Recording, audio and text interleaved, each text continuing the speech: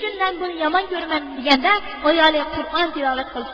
Qur'onni anglashdan Ikramaning vujudi titrab ketdi. Ya Allah deb iymon keltirdim.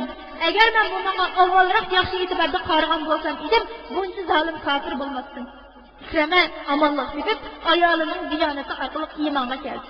Vaqt kelib bir jihad bo'lganda musulmonlarga kafirlar hujum qildi, amr buyurdiki, hamma orqaga chekinsin.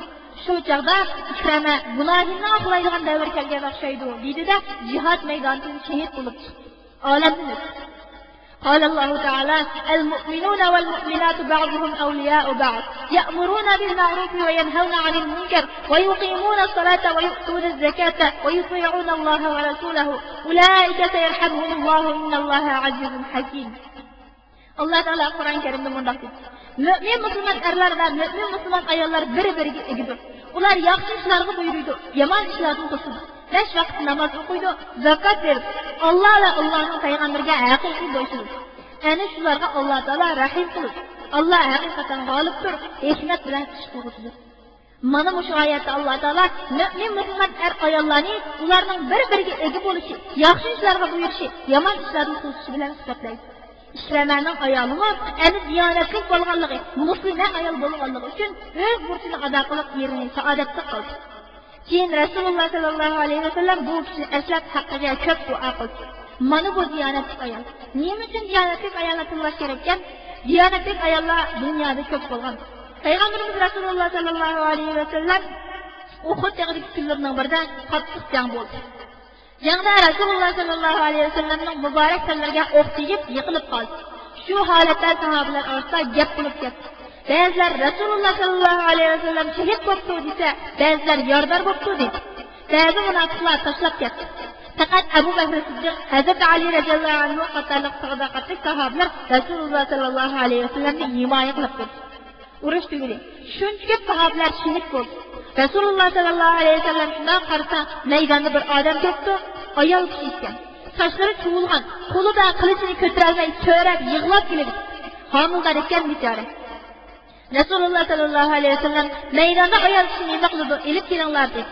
Heyq ayolni hijab qilib o'rab Rasululloh sallallohu alayhi vasallamning oldiga elib keldi. Rasululloh sallallohu alayhi vasallam "Ey ayol, falonchining ayoli ekansan, maydonda nima qilasan? Men ayollar uyida duo qilib o'tirsin demadimmi?" deb so'raganda, heyq ayol yig'lab tashladi. Subhanallah, Allohga shukr ya Rasululloh sallallohu alayhi vasallam. Bizga sizni yordar bo'lib qattu deb ko'pchilik tashlab ketdi deb xabar kelib edi. Chidamasdan qo'limni qilishni oldimda, shu sizni tashlab ketayotganlar ichida mening erim bo'lib qolsa, o'z qo'lim bilan ketib tashlay shu erimni deb keldim deb javob bergan ekan. Rasululloh sallallohu alayhi vasallam bu ayolning haqqiga ko'p duo qildi. Mana bu islomiy ayol, mana bu diyonatli ayol, mana bu e'tiqodli ayoldir qarindoshlar. İtaat degan mana shu. Rasululloh sallallohu alayhi vasallam itoat qilish, iymon keltirish, yaxshi ko'rish degan mana shu. Bu vaqtda Rasululloh sallallohu alayhi vasallam bunday degan: "La yu'minu ahadukum hatta akuna ahabba ilayhi min walidihi wa waladihi wan nas ajma'in." Muttafaqun alayh.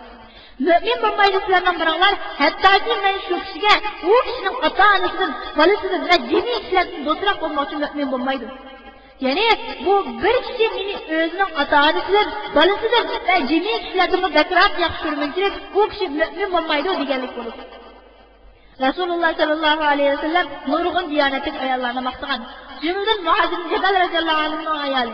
Muaz ibn Jabal radhiyallohu anhu doimo Rasululloh sallallohu alayhi vasallamning yanida yuradi. Bir o'g'li bor edi, o'g'ilni shundoq yaxshi ko'radi. Bir kuni o'g'li kasal bo'lib qoldi. O'g'ilning atrofida davolayman, uni qilman, buni qilman deb yurgan edi, bir kishi kelib qoldi. Sizni Rasululloh sallallohu alayhi vasallam chaqirdi, bir ekansiz dedi. Shunda Muaz ibn Jabal radhiyallohu anhu hayron bo'ldi. Qanday qilsam bo'ladi? Yolg'iz qari ko'zim o'g'limning oldida qolsam-mikin, kasal deb aytib qo'ysam-mikin.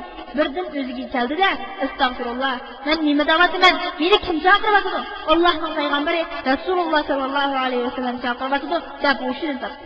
Chunki Alloh taolo Qur'on Karimda: "Ya ayyuhallazina amanu istajibu lillahi va lirrasuli idza da'akum lima yuhyikum." Ey mu'minlar, Alloh va Allohning payg'ambari sizlarni chaqirsa, ijobat qilinglar deganmi? Muaz ibn Jabal radhiyallohu anhu o'g'ilni ayolining yoniga tashlab ketib qoldi. Shu ketgancha 2 oy jihodda bo'lib ketdi. 2 oydan keyin qaytib kelsa, uylar xuddi to'y bo'layotgandek tuzalgan, suvlar sepilgan. Aslida islomning tarbiyasi shudir qarindoshlar. Agar kishi bir joyga yetib uyga qaytib kelsa, uy egasi bo'lgan ayol uyni chiroyli bezab kutib elish islomning tarbiyasidir. Ayol kishining xohlagancha yasinib, xohlagancha o'ziga ziynat berish, xohlagan liboslarni kiyib haqqi bor. Faqatla eri uchun. O'z eri uchun xohlagancha yasansizdan qilsa, islom bunga ruxsat qiladi. Biroq hozir xalqimizdagi chiroy xulqlar butunlay o'zgacha. Ular nima degan ashkarib ketgan? Muaz bin Jabal radhiyallohu anhu aytdi: "Ey onasi, sen ajoyib ayolsan, ha? Taomlardan keltir. Taomlarni iste'mol qildi, hatto ayol shu kuni o'z haqqini ado qildi." Ertasi bomdod namoz bo'lganda ayoli Muaz bin Jabal radhiyallohu anhuning oldiga keldi. "Ya Muaz, o'rningizdan turib, jamoatni ta'ziyaga chaqiring" dedi. Muaz bin Jabal radhiyallohu anhuning butun vujudi qonsirab ketdi. "Qandoq ta'ziya? Nima deysan? Kecha siz kelgan mahalda o'g'lingiz olamdan o'tgan edi. O'g'limning ahvoli qandoq desam, yaxshi degan eding-ku?" "Men yaxshi, avvalgidan yaxshiroq dedim. Siz ketgandan keyin o'g'lingizning kasali eg'rab, qattiq og'riqdatdi, debdi. Siz Allohga omonatda Xudoning yo'lida chiqib ketgandan keyin o'g'lingizning boradigan joyi ana jannatda, rohatda dedim." Shunda Muaz bin Jabal radhiyallohu anhu yig'lab ketdi. "Ey onasi, o'g'lim olamdan o'tib tursa, mening ko'nglimni olaman deb buncha mushaqqat chekishga nima hojat edi?" Ayol aytdi: "Siz 2 oy shuncha jangga jadalda yurdingiz, qancha qiyinchilik ko'rdingiz. Nihoyatda uyga berib bir oz dam olsam, ayolimning vasiniyasidan deb orzu qilgan bo'lsangiz, sizning duoyingizni eliveshimga Alloh taolo bana imkoniyat yaratib bergan tursa, nechun kirishingizga bu shu xabarni sizga aytishni ravo ko'rmadim. Avval sizning duoyingizni oldim, mana endi aytyapman." Muaz bin Jabal radhiyallohu anhu uzoq yig'lab, ayolining haqqiga duo qildi. Bir tasavvur qilib ko'raylik. Farzand olamdan o'tib tursa, shundoq turib erining ko'nglini nima majbur qildi? Diyonat majbur qildi. O'g'li olamdan o'tib tursa, erimning ko'nglini Xudo imkoniyat berdi. Shuni zoya ketkizmay deyishga nima sabab bo'ldi? Iymon sabab bo'ldi. Erimni narozi qilsam, Allohni narozi qilgan bo'laman deyishga nima sabab bo'ldi? Qur'on sabab bo'ldi, qarindoshlar. Ana diyonat ayol, ana muslima ayol, ana istatlik mu'mina ayol. Bu haqda Rasululloh sallallohu alayhi vasallam bunday degan: "ثلاثة لا ترفع لهم صلاتهم فوق رؤوسهم شبرا رجل أما قوما وهم له كارهون وامرأة باتت وزوجها عليها ساخط وإخوان متصارمان." 3 kishi bor, ularning namzi boshlarining ustidan bir g'ayrisini o'rlamaydi. Bir qavmga, yana bir jamoatga imom bo'lgan er. Vaholanki u jamoat u kishidan norozi bo'lgan holatda yana shu jamoat imom bo'lib olgan odam deydi. Yana biri, eri u ayoldan ochiqlik norozi bo'lgan holat tashlab qo'yib uxlab qolgan ayol. Uchinchi, yotlashib, tashlashib ketgan, izlashmaydigan bir qollar. Mana shularning namozi boshlaridan bir g'ayrisini yuqoriga o'rlamaydi, yana qabul bo'lmaydi. Tarixiy kitoblarda yana bir sahobani misol qildi. Bir sahoba shirin tatbiq hayot kechirayotgan edi. Safarga borgan bo'lib, nima sababdandir ayoliga "Men safarga berib qaytib kelishim, ko'chaga chiqmasdan duo qilib o'tirsam" deganida, ayoli bosh ustiga deb qabul qildi. Sahoba safarga ketib 2-3 kun o'tgandan keyin bir chopar keldida ayolga: "Sizning otingiz kasal bo'lib qoldi. Otingizni ko'rib kelishga otingiz sizni chaqirdi, berib ko'rib keling" dedi. Ayol: "Otamga berib o'zlarimni ayting. Mening jimsa halalim kuy o'g'li safarga ketib edi. Safarga ketib menga ko'chaga chiqmaslikni buyurgan. Men bunga itoat qilib amalni qabul qilib edim. Hozir chiqa olmayman. Men diyonatli ayolman, muslima ayolman.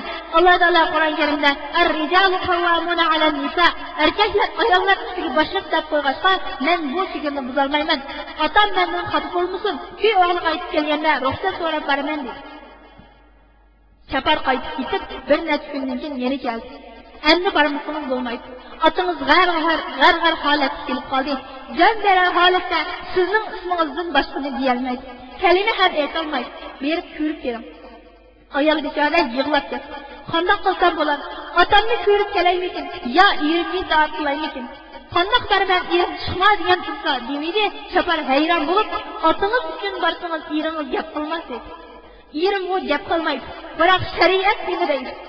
Bir xat yozdi. Mana buni Rasululloh sallallohu alayhi vasallamga aparsangiz nima derkin? Rasululloh sallallohu alayhi vasallam aparildi. Shundoq yozib qo'yilibdiki, "Ya Rasululloh sallallohu alayhi vasallam, jufta halolim safarga chiqib ketgan edi. Ko'chaga chiqmaslikni buyurgan, qabul qilib edim. Ammo otam g'ar holatda ekan, chaqirib ham qaysi bir yin soat qilay. Rasululloh sallallohu alayhi vasallamning ko'ziga rahmat etgan.